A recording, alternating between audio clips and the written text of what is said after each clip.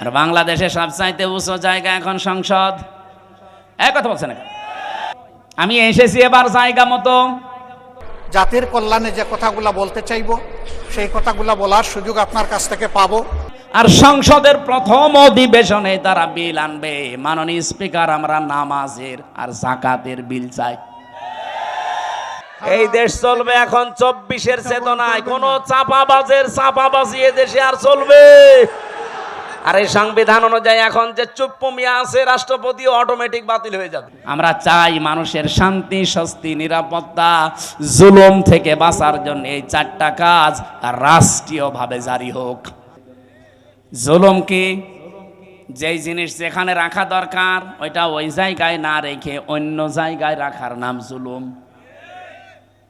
এই যে মাথার এই টুপিটা থাকা দরকার মাথায়, এটা যদি কেউ পায়ের কাছে রাখে টুপির সাথে জুলুম। এই কথা বলছেন না কেন? আমার স্যান্ডেল আমি পেছনে রেখে দিয়েছি, এটা থাকার দরকার পায়ের কাছে, এটা যদি আমি মাথায় নিয়ে বসে থাকি এটা এই স্যান্ডেলের উপরে জুলুম। কারণ যেখানে যার স্থান ওইটা ওই জায়গায় রাখা লাগবে। আল্লাহ পাক এই কোরআনকে পাঠিয়েছেন এই পৃথিবীর ময়দানে সবচাইতে উঁচু জায়গায় রাখার জন্যে। আর বাংলাদেশে সবচাইতে উঁচু জায়গা এখন সংসদ। এক কথা বলছেন না, আমরা চাই এই কোরআন সংসদে যাক। অধ্যাপক মুজিবুর রহমানের মতো মাত্র 300 এমপির 151 জন যদি সামনে এই নির্বাচনে কোরআন বুকে নিয়ে যেতে পারে, এটা উপরে উঠে যাবে। কি এই কথা বলে না কেন? 300 জন লাগবে না, মাত্র 151 জন অধ্যাপক মুজিবুর রহমান আমরা চাই, যারা কোরআন বুকে নিয়ে যেতে পারবে। আর সংসদের প্রথম অধিবেশনে তারা বিল আনবে, মাননীয় স্পিকার আমরা নামাজের আর যাকাতের বিল চাই। উনি যখন বলবে হাত তোলেন, 151 জন যদি হাত তুলে ফেলে ওই দিন নামাজটা কায়েম হয়ে যাবে দেশে, যাকাতটা সরকারিভাবে কায়েম হয়ে যাবে। তখন আর নামাজের ওয়াজ যাকাতের ওয়াজ করা লাগবে না। ভালো কাজগুলো সব আইন পাশের মাধ্যমে চালু হয়ে যাবে, অন্যায় কাজ অবৈধ কাজ সব আইন পাশ করে বন্ধ করে দেওয়া হবে। সূরা হজের এই 40-41 নম্বর আয়াতে 4টা কর্মসূচি আছে। আমরা চাই মানুষের শান্তি, স্বস্তি, নিরাপত্তা, জুলুম থেকে বাঁচার জন্য এই 4টা কাজ রাষ্ট্রীয়ভাবে জারি হোক। 54 বছরে যারা গেছে জারি করে নাই, এবার যারা যাবে তারা যেন করে, সেই ব্যবস্থা করে দেওয়ার দায়িত্ব ফেরেশতাদের। কাদের? বলেন বলেন। আমি যে আয়াতের শেষ অংশ পড়েছিলাম এই সংক্রান্তই। আমি এসেছি এবার জায়গা মতো।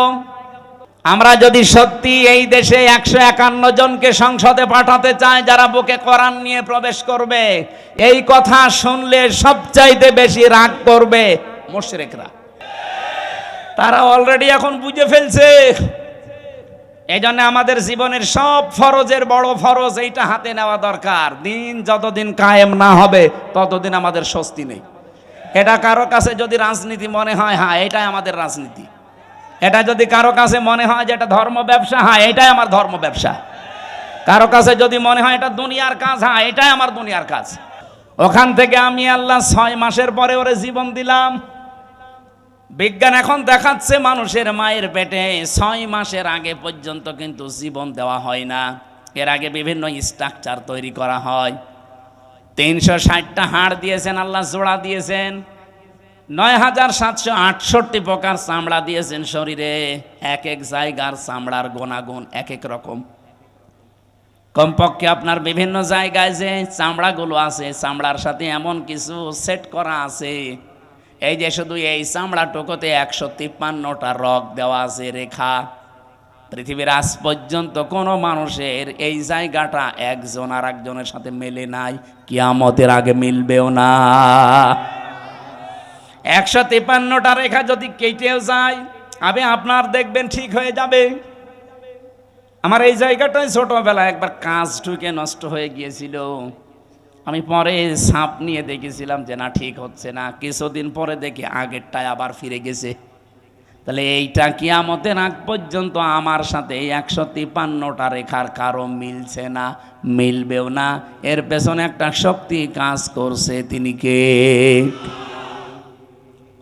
শুধুমাত্র জহব্বা বানিয়েছেন আল্লাহ। এই যে জহব্বা বলা হয় জিবা, বিজ্ঞান এখন এই জহব্বা নিয়ে গবেষণা করে জানিয়েছে এর ভেতরে কমপক্ষে 2 কোটি আস্বাদন স্তর আছে, স্বাদ নেওয়ার স্তর আছে। এই পৃথিবীতে যত বড় রেস্টুরেন্ট হোক, রেস্তোরাঁ হোক, হোটেল হোক, 2 কোটি খাবার রান্না হওয়ার কোনো হোটেল আপনি পেয়েছেন? হ্যাঁ, আমি এই বয়সে আমার মনে হয় কতগুলো দেশ আমি ঘুরে আসলাম, পৃথিবীর কোনো উন্নত দেশেও এত প্রকার খাবার আমি পাইনি। সর্বোচ্চ খাবার পেয়েছি 180 প্রকার।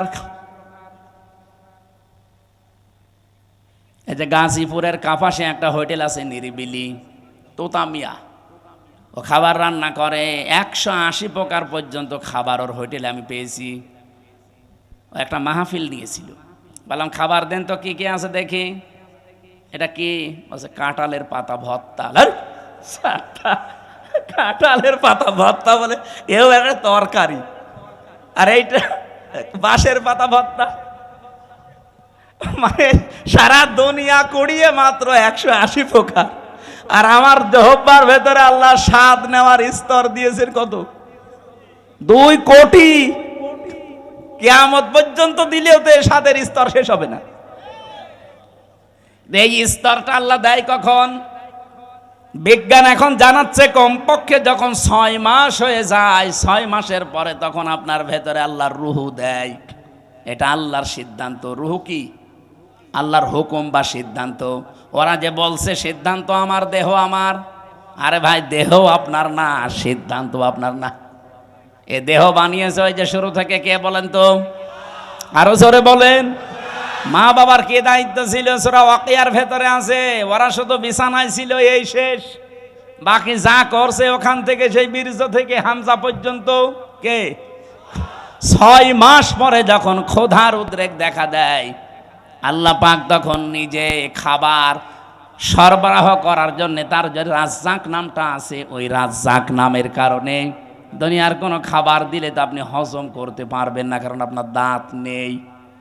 আছে? এই জন্য মায়ের মাসিক অসুখ বন্ধ করে দিয়ে ওই নাপাক রক্তটা আল্লাহ মুখ দিয়ে দেয় না, নাভির ভেতর দিয়ে পাস করে আমাকে বাঁচিয়ে রাখে। নবীজি বলেন আল্লাহ মুখ দিয়ে না দিয়ে নাভি দিয়ে দিয়েছে কেন জানো? পৃথিবীতে আল্লাহর বান্দারা এসে যেন এই মুখ দিয়ে কোনো নাপাক জিনিস ভেতরে না দেয়। অথচ আমরা আল্লাহর এমন বান্দা যে আল্লাহ মায়ের পেটের ভেতরে মুখটা পবিত্র রেখে দিয়েছে, নাপাক রক্ত মুখ দিয়ে দেয়নি, নাভি দিয়ে দিয়েছে। অথচ এসে এখানে কত মানুষ এই মুখে নাপাক জিনিস দেয়। বলেন তো, সুদের টাকা আর ঘুষের টাকা এটা পাক না নাপাক? এখানে কত মানুষ বসে আছে টাকা ছেড়ে রাখে আর টাকা আসে। এটা কি বলে না? এটার আর একটা নাম আছে। বলেন তো, যে 1000 টাকা যারা ছেড়ে দিয়েছেন, মাসে মাসে 100 টাকা 200 টাকা করে বেশি দেয়, এই টাকাটা পান, এটা কি নাপাক? নাপাক। যারা এগুলো করছেন তাদের ছেড়ে দেওয়া লাগবে, নয়তো আপনি নবীর হাদিস অনুযায়ী মায়ের সাথে জিনা করছেন। কারা কারা এই কাজে আছেন হাত তোলেন তো। এই এলাকা তো ভালো মনে হচ্ছে, আলহামদুলিল্লাহ। তাহলে তো ওসি সাহেবের কাছে অনেক নালিশ যায় না মনে হয়, এলাকা অনেক ভালো, একটা লোকও নেই। যারা এই যে নাপাক জিনিসগুলোর ভেতরে অন্যতম আর একটা এলাকায় চলে কিনা আমি জানি না, বিড়ি আছে, এটা ছেড়ে দেবে, এটা বদ অভ্যাস। ওটা খেলে মুখ পর্যন্ত আমার মনে হয় গন্ধ হয়ে যায়। যারা খায় তারা তো টের পায় না, যারা পাশে দাঁড়ায় তারা টের পায়। আপনি একটু চিন্তা করেন না, আপনার এই নাভির ভেতর দিয়ে আল্লাহ পাস করে আপনাকে বাঁচিয়েছে, কেন মুখ দিয়ে ওটা দিতে পারতো না? আল্লাহ জানে যে আমার বান্দা এই নাপাক জিনিস আমি মুখ দিয়ে দিলে এই মুখটা নাপাক করে ফেলবে। আমি চাই এটা পবিত্র থাক, দুনিয়ায় যে আমি আল্লাহর পবিত্র নাম যেন উচ্চারণ করে। সুবহানাল্লাহ বলতে পারেন না? 6 মাসের পরে যখন রুহু এসে গেছে, খাবারের উদ্রেক দেখা দেয়। আল্লাহ পাক বলেন খাবার তো এভাবে চলতে থাকে, আস্তে আস্তে আমি আল্লাহ নিজে তখন আকৃতি বানাই। ওয়াল্লাযী ইউসাউবিরুকুম ফিল আরহামি কাইফা ইয়াশা ইলা আখিরি আয়া। সূরা আলে ইমরান 3 নাম্বার পারা, এটা 9 নাম্বার পৃষ্ঠা 6 নাম্বার লাইনের 6 নাম্বার আয়াতের প্রথম অংশে আছে। আল্লাহ বলেন, তিনি সে আল্লাহ যিনি মায়ের পেটের ভেতরে তোমাদের আকৃতি তৈরি করেন। তোমার যে আকার আকৃতি এটা পৃথিবীর কেউ বানায়নি, এটা আমার আল্লাহর নিজের সিদ্ধান্তে তৈরি হয়েছে। এই জন্য পৃথিবীর যত সৃষ্টি সবচাইতে সুন্দর সৃষ্টি মানুষ। কথা বলে, লাকাদ খালাকনাল ইনসানা ফি আহসানি তাকওয়িম। পৃথিবীতে সবচাইতে সুন্দর করে আল্লাহ বানিয়েছে মানুষের এই চেহারাকে। এত সুন্দর আর পৃথিবীর কোন সৃষ্টির ভেতরে আপনি পাবেন না। কিন্তু এই সুন্দর চেহারার মানুষগুলো যখন নিচে নামতে থাকে, সুম্মা রাদাদনাহু আসফালা সাফিলিন, এরা এত নিচে নামে যে পশু পাখি পর্যন্ত এত নিচে নামে না। এই বাংলাদেশে নিচে নামে নাই। আসিয়ার মতো 7 বছরের মেয়েকেও যারা ধর্ষণ করতে ছাড়ে না, ওরা কি মানুষ না জানোয়ার? জানোয়ার বললেও ভুল হবে, কারণ জানোয়ারও অত নিচে নামে না।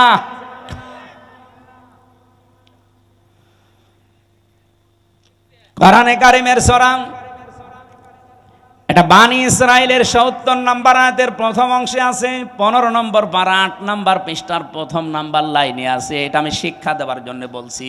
ওয়ালাকাদ কাররামনা বানি আদম, আল্লাহ পাক বলেন বনি আদম সন্তানকে আমি আল্লাহ সম্মানিত করেছি।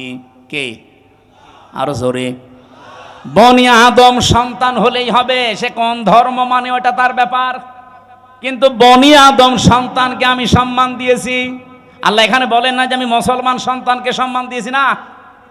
বনি আদম সন্তান যারা মানুষ পদবাচ্চা বিবেচিত যারা, তাদের সম্মান দিয়েছে কে? কিন্তু দুঃখজনক হলেও সত্য, এই বাংলাদেশে এই সম্মানিত সৃষ্টি মানুষের সম্মান নিয়ে সবচাইতে বেশি সিনিমিনি খেলা হয়েছে। 54 বছর তো বটেই, 15.5 বছর আরো বেশি। আমরা চাই আগামীতে এই সম্মানিত সৃষ্টি আল্লাহ যাদের সম্মান দিলেন, এই বনি আদম সন্তানের সম্মান নিয়ে কেউ যেন সিনিমিনি খেলতে না পারে। আমার কথার অর্থ আপনি বুঝেছেন? আপনি না বুঝলেও এরা বুঝেছে। আগামীতে কেউ যেন এদের সম্মান নিয়ে সিনিমিনি খেলতে না পারে, সেই ব্যবস্থা করা লাগবে। যারা এই ব্যবস্থা ভেঙে দিয়েছিলেন, ওইটা আবার জোড়াতালি দেওয়া লাগবে। আল্লাহর কথা তো অনেক ওজন, আপনি টের পাননি, আমি অনেক ভেতরে চলে গেছি। এই সম্মানিত সৃষ্টির সম্মান আমরা চাই, এদের শান্তি, স্বস্তি, নিরাপত্তা, কল্যাণ আমার আল্লাহর পক্ষ থেকে। যে মানুষগুলো তাদের ঈমানের সাথে শিরিক এবং জুলুম মিশ্রণ করবে না, তাদের জন্যে। জুলুম কি? যেই জিনিস যেখানে রাখা দরকার ওইটা ওই জায়গায় না রেখে অন্য জায়গায় রাখার নাম জুলুম। এই যে মাথার এই টুপিটা থাকা দরকার মাথায়, এটা যদি কেউ পায়ের কাছে রাখে, টুপির সাথে জুলুম। এই কথা বলছেন না কেন? আমার স্যান্ডেল আমি পেছনে রেখে দিয়েছি, এটা থাকার দরকার পায়ের কাছে, এটা যদি আমি মাথায় নিয়ে বসে থাকি, এটা এই স্যান্ডেলের উপরে জুলুম। কারণ যেখানে যার স্থান ওইটা ওই জায়গায় রাখা লাগবে। আল্লাহ পাক এই কোরআনকে পাঠিয়েছেন এই পৃথিবীর ময়দানে সবচাইতে উঁচু জায়গায় রাখার জন্যে। আর বাংলাদেশে সবচাইতে উঁচু জায়গা এখন সংসদ।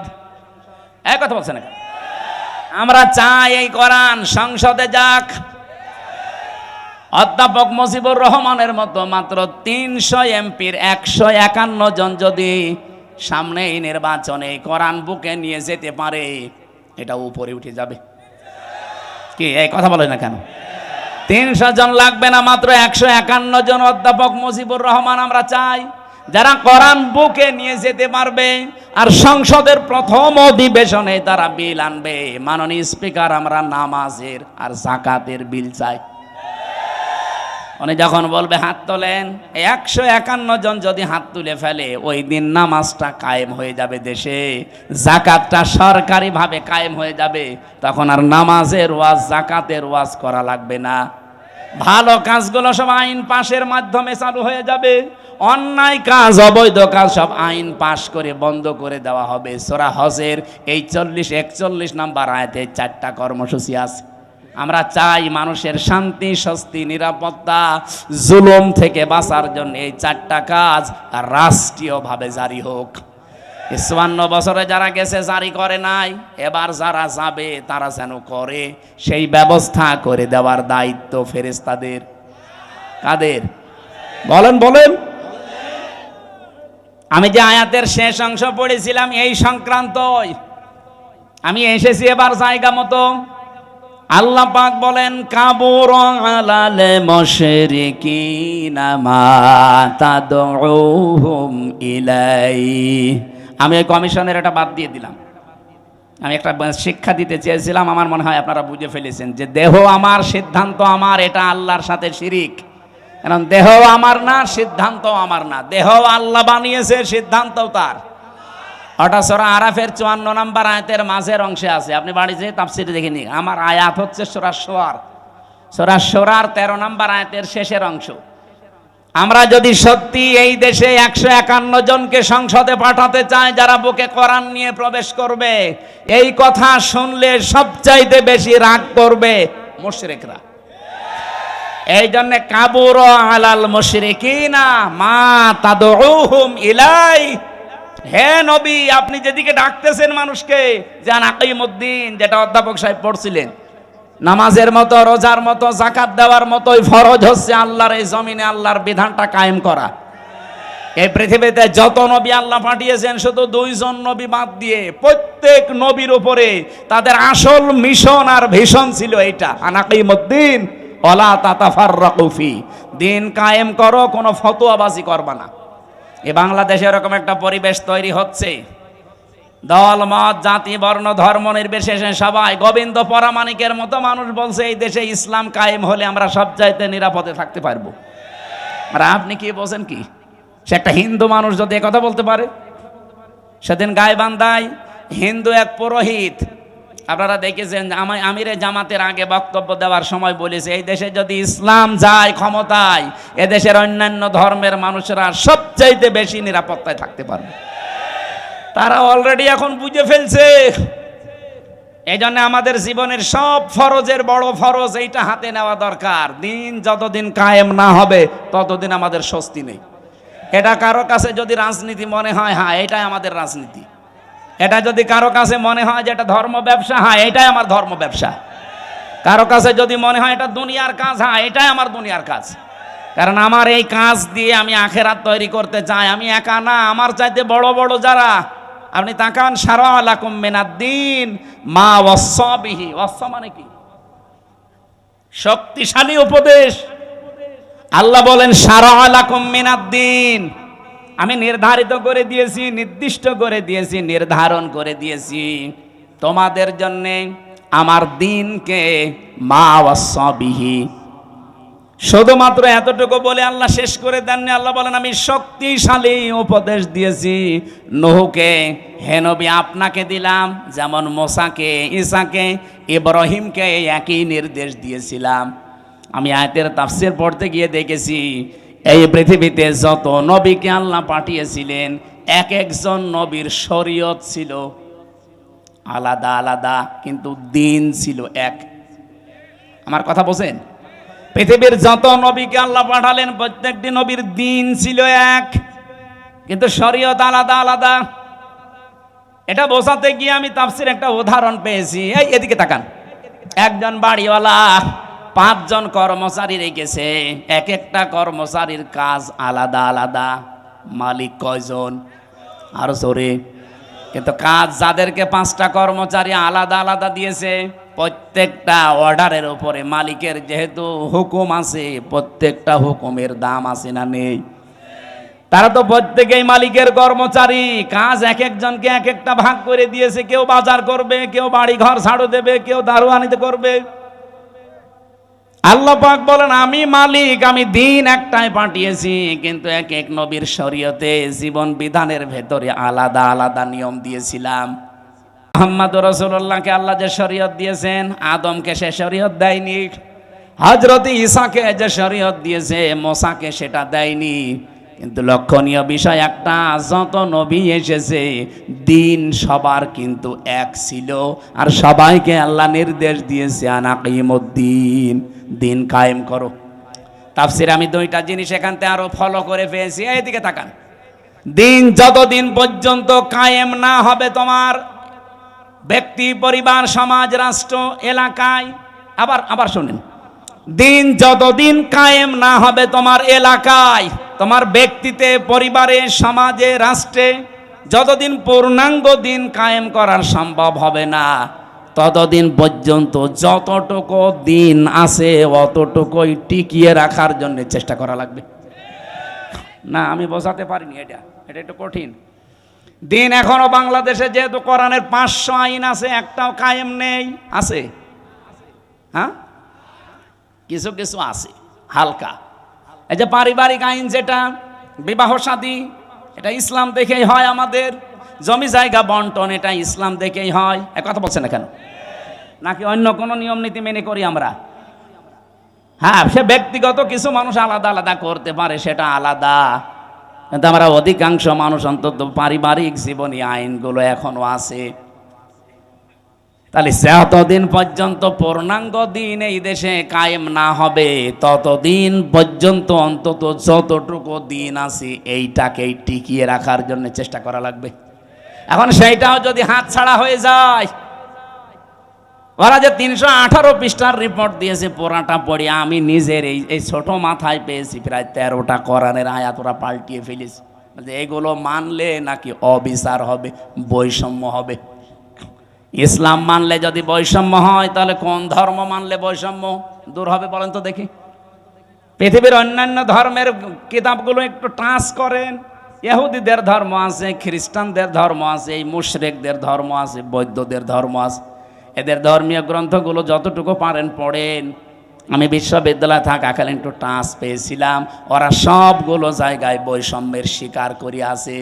ওদের মেয়েদেরকে বিবাহের সময় যা দিয়ে দেয় ওইটাই শেষ, অথচ বিবাহের সময় মেয়েদের বাড়িতে, এদিকে তাকান, বিবাহের সময় মেয়ের বাড়িতে মেয়ের বাবার কাছ থেকে ছেলে পক্ষের লোক যদি একটা পানও তার সন্তুষ্টি ছাড়া খায়, এইটাও পায়খানা খাওয়ার মতো হারাম। যেটা আমরা এই যে বরযাত্রী বলে চালিয়ে দেই, কোথায় পেয়েছেন ভণ্ডামি? এটা হিন্দুদের থেকে এসেছে এই বরযাত্রীর নিয়ম। মুসলমানদের বিয়েতে কোনো বরযাত্রী যাবে না, মুসলমানদের বিয়েতে হবে অলিমা। আর অলিমা কি ছেলের বাড়ি হয় না মেয়ের বাড়ি? হ্যাঁ, ছেলের বাড়ি। এলাকায় কি বরযাত্রী যাওয়ার সিস্টেম আছে? এটা বন্ধ করা লাগবে। কোন বাড়িতে এখন আর বরযাত্রী যাওয়া যাবে না, কারণ মেয়েদের সম্মান মর্যাদা নবীজি নিজে এত বাড়িয়ে দিয়েছেন। বিশ্বনবী যতগুলো বিয়ে করেছিলেন তার চারটা মেয়ে তিনি বিয়ে দিয়েছেন, একটাকেও তিনি বরযাত্রী খাওয়াননি। উনি করেছেন নিজে অলিমা, জামাইদেরকেও করিয়েছেন অলিমা। সুতরাং আজকে থেকে তওবা করেন, আমরা বরযাত্রীর দাওয়াত পেলে আর যাব। আমার সাথে একটা ছেলে থাকে, বলছে হুজুর এই ওয়াজ আর 2 দিন পরে করবেন, আমার বিয়েটা হয়ে যাক। জায়েজ যেটা নেই, জায়েজ নেই তো জায়েজ নেই, ওইটা আমি জায়েজ করবো মানে? আজকে থেকে হারাম। এতদিন নাই না জেনে খেয়েছি, এখন আমরা আর খাবো? বরযাত্রী যাবেন, অলিমা করেন, আমি জাজি আছি, দরকার হয় 5 দিন ধরে খাওয়ান, অসুবিধা নেই। সম্মানিত মা বোনেরা, আপনাদের এই জায়গায় নারী কমিশন হাত দিয়েছে। কত সম্মান আল্লাহ কোরআনে কারিমে নবীজির হাদিসে সূক্ষ্ম ভাবে আল্লাহ দিয়েছেন। যদি আপনার নিজের সম্মান আপনি বুঝতেন, নিজের এই মর্যাদা ফিরে পাওয়ার জন্য আন্দোলন করতেন। আর ওরা কি কমিশন বানিয়েছে, নারীদের আরো ঠকিয়েছে। ওরা বলে যৌনকর্মী যারা, তাদেরকে শ্রমিকের মর্যাদা দেওয়া লাগবে। ওরা শ্রমিক হয় কি করে? তাহলে কালকে তো ঢাকায় তো এসে পুলিশকে বলবে যে ভাই স্যার আমরাও শ্রমিক, আমাদেরও কম কষ্ট নেই ডাকাতি করতে। কি ডাকাতি করা কষ্ট না? তারাও তো তাদের কাজের স্বীকৃতি চাইবে ইউনূস সাহেবের কাছে, যে আমাদেরকেও স্বীকৃতি দেন, আমরাও শ্রমিক, আমাদেরও ঘাম ঝরে।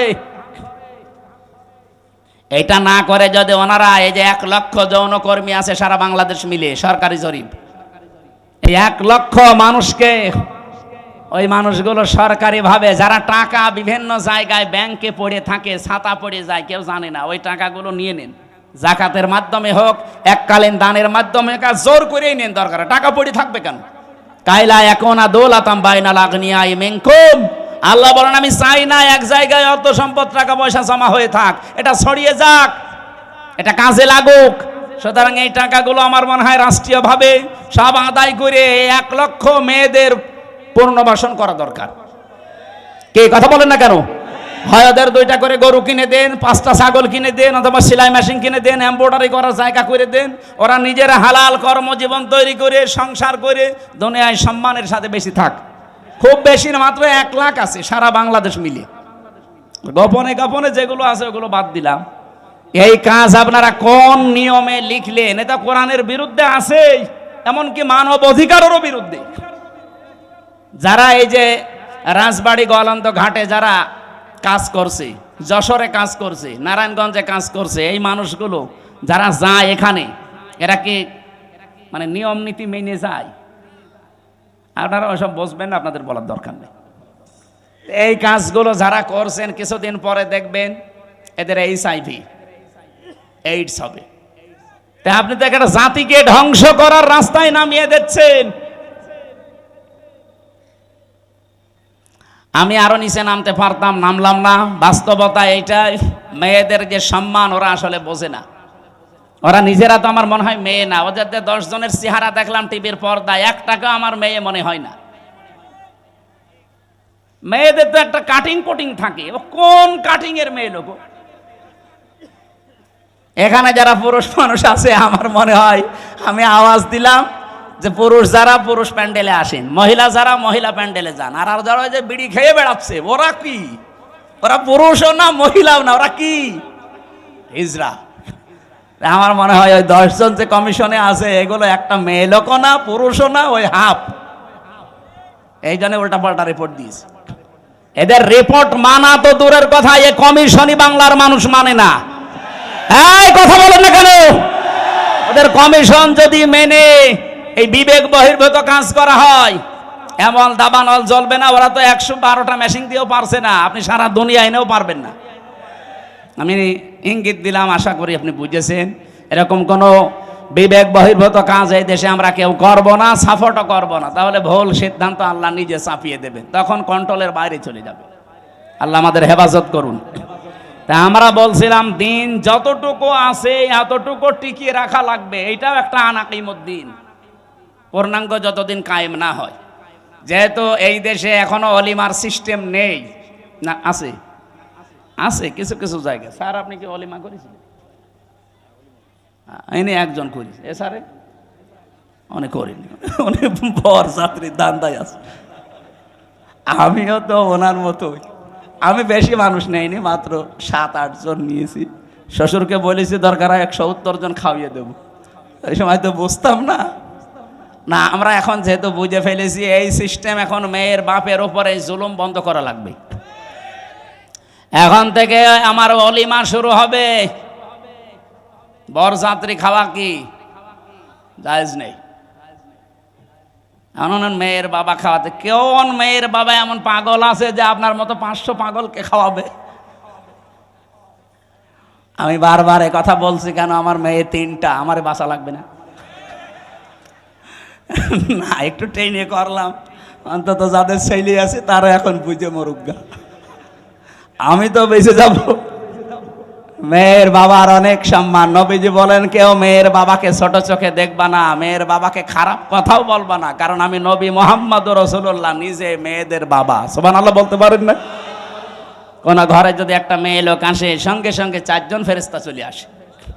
কোন পরিবারে একটা ছেলে এসেছে, সঙ্গে সঙ্গে একটা ফেরেশতা আসবে, এ কথাও নেই। আর 4 জন রহমতের ফেরেশতা এসে মেয়েটার মাথায় হাত বলিয়ে বলে এটা দুর্বল দেহ থেকে এসেছে। এই মেয়েটাকে যারা আদর ভালোবাসা স্নেহ দেবে, দিন শেখাবে, একাজে খাওয়াবে, পরাবে, প্রতিপালন করে সৎ পাত্র দেখে পাত্রস্থ করবে। কিয়ামতের দিন আমি নবী আর ওই মেয়ের গার্জিয়ান এইভাবে পাশাপাশি জান্নাতে থাকবো। কোন ছেলের ব্যাপারে এমন কথা হাদিসে আছে নেই। এই জন্য মেয়ে হলে যারা রাগ করেন, মন খারাপ করেন, করবেন না ভাই। আমি নিজে সহ যাদের মেয়ে আছে আমরা খুশি হব যে আল্লাহ আমাকে দয়া করে জান্নাতের অধিকারী বানিয়েছেন। বলেন সুবহানাল্লাহ। বিশ্বনবী জানিয়েছেন যার একটা মেয়ে তার একটা জান্নাত, যার দুইটা মেয়ে তার দুইটা জান্নাত, যার তিনটা মেয়ে আল্লাহ তাকে তিনটা জান্নাতের অধিকারী বানিয়ে দিয়েছেন। আল্লাহ আমাদের মেয়ে যাদেরকে দিয়েছেন এই মেয়েগুলো যেন জান্নাতে যাওয়ার মাধ্যম হয়। বলেন আমিন। কিন্তু শর্ত কয়টা? প্রথমে তাকে ভালোবাসা লাগবে, 2 নম্বরে তাকে খাবার দাবারের যে ব্যবস্থা, তার পেছনে খরচের যে ব্যবস্থা এটা করা লাগবে, 3 নম্বরে তাকে দিন শেখানো লাগবে এই পরিমাণ যতটুকু করতে পারলে সে চলতে পারে। 4 নম্বরে তাকে সৎ পাত্র দেখে পাত্রস্থ করা লাগবে। এই 4টা কাজ যদি কোনো মেয়ের গার্জিয়ান, বাবা হোক বড় ভাই হোক, এরা যদি করতে পারে কিয়ামতের দিন নবীজি বলেন আমি নিজে পাশাপাশি তাকে জান্নাতে ডেকে নেব, এবং যেই দিন থেকে মেয়ে ওর বাড়িতে আসবে ওই দিন থেকে কিয়ামত পর্যন্ত আল্লাহর রহমত তার সাথে থাকবে। নবীজি কিন্তু দুনিয়া পর্যন্ত শেষ করেননি যে রহমত শুধু দুনিয়ায় পাবে, ইলা ইয়াউমিল কিয়ামাহ। এই মেয়ে যেই দিন ওর বাড়িতে এসেছে ওই দিন থেকে আল্লাহর রহমতের একটা দৃষ্টি তার উপরে থাকবে, ওই দিন থেকে কিয়ামত পর্যন্ত আল্লাহর দয়া ওই গার্জিয়ানের উপরে থাকবে। আল্লাহ সেই দয়ার ভেতরে আমাদেরকেও শামিল করেন। বলেন আমিন। যে কথা তুলেছিলাম, যেহেতু দিন এখনো পরিপূর্ণ কায়েম নেই, যতটুকু আছে এগুলো টিকিয়ে রাখার জন্য 5 ওয়াক্ত নামাজ কায়েম নেই রাষ্ট্রে। আমরা নিজেরা অন্তত যারা পড়ি না, আরম্ভ করেন ব্যক্তিগত জীবনে, পারিবারিক জীবন পর্যন্ত একটু ঠিক করেন। ওয়ামুর আহলাকা বিসসালাতি ওয়াসতাবির আলাইহা লা নাসআলুকা রিজকা নাহনু নারযুকুকা ওয়াল আকিবাতু লিত্তাকওয়া। সূরা তাহার 132 নম্বর আয়াতে আছে, হে নবী নিজে নামাজ পড়েন। যেহেতু এখনো কায়েম করতে পারেননি, নিজে নামাজ পড়েন।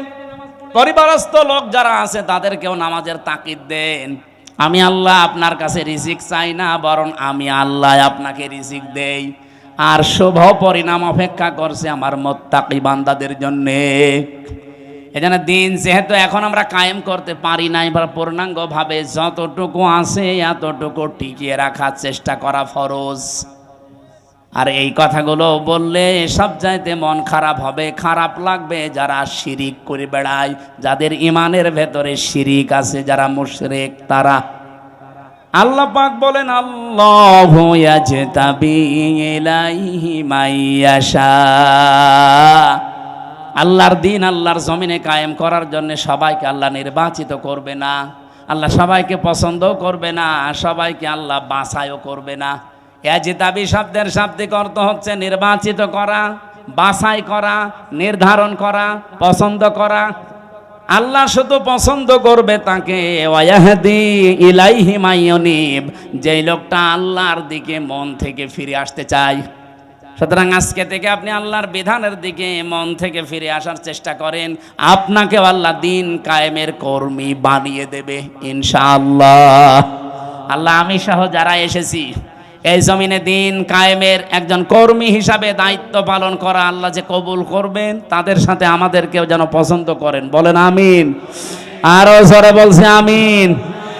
মেয়েরা যারা এসেছেন, সম্মানিত মা বোনেরা, জেলে থাকা অবস্থায় আমি কয়েকটা বই লিখেছিলাম মেয়েদের ওপরে। তার ভেতরে একটা আছে এই যে এইটা, দাম্পত্য জীবনের সমস্যা এবং তার সমাধান কি হবে। কারণ এই 3 বছরে আমি একটা জিনিস পেয়েছি, 100 জনের প্রায় 70 জন জেল খাটতেছে তার বর কারণে।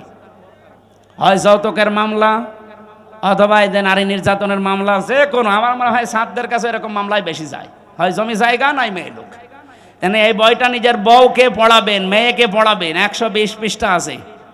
দাম্পত্য জীবনের কলহ এবং তার সমাধান এই বইটার ভেতরে পাবেন। আর একটা আছে শুধুমাত্র পুরুষের জন্য, পুরুষ মানুষ সংসারে কি কি কাজ করবে দাম্পত্য জীবনে, এটাও একটু নিয়েছেন যদি থাকে। আর একটা আদর্শ নারী আছে, মেয়েদের আদর্শ কোন কোন মহিলা হবে। এই যে যারা কমিশন বানিয়েছে এরা আপনার আদর্শ না, কারা হবে এর ভেতরে 6 জনের জীবনী দেওয়া আছে। আর এটা সৃষ্টি জগৎ নিয়ে লেখা, আমি যেভাবে তথ্য দিচ্ছিলাম এখান থেকে দিয়েছি। এটা শুধু শিক্ষিত মানুষদের জন্য। ও গাড়িতে পাওয়া যাবে, যাবার সময় নিয়েছেন, স্যারকে দিয়ে দিন। আমি আমি আমি আজকের মতো আর পারছি না, আজকের মতো শেষ করে দিলাম। আল্লাহুম্মা আমিন। লা ইলাহা ইল্লা আনতা সুবহানাকা ইন্নী কুনতু মিনাজ জালিমিন। লা হাওলা ওয়ালা কুওয়াতা ইল্লা বিল্লাহিল আলিয়্যিল আযীম। রব্বুল আলামিন, রাত 11:30 বাজতেছে, গভীর রজনী, সামনে আমাদের তাহাজ্জুদের নামাজ, ফজরের নামাজ, সকালে কর্মজীবন আছে, এই জন্য আমরা শেষ করে দিয়েছি। যতটুকুই বললাম, আল্লাহ দুনিয়ায় আমল করার সুযোগ দাও। এ বিশাল আয়োজনে তুমি যদি খুশি হয়ে থাকো, কোরআনের এই প্রচারে সওয়াবগুলো বিশ্ব নবীর রওজায় পৌঁছিয়ে দাও। দুনিয়ার মাটির নিচে যারা ঈমান নিয়ে ঘুমিয়ে গেছে, এদেরকে মাফ করে দাও। রব্বুল আলামিন, মাহফিলের সম্মানিত সভাপতি, সহসভাপতি যারা এসেছে, মাওলানা সিরাজুল ইসলাম সহ প্রত্যেককে তুমি মাফ করে দাও। মাহফিলের প্রধান অতিথি অধ্যাপক মুজিবুর রহমান, বিশেষ মেহমান অধ্যাপক আব্দুল খালেক সহ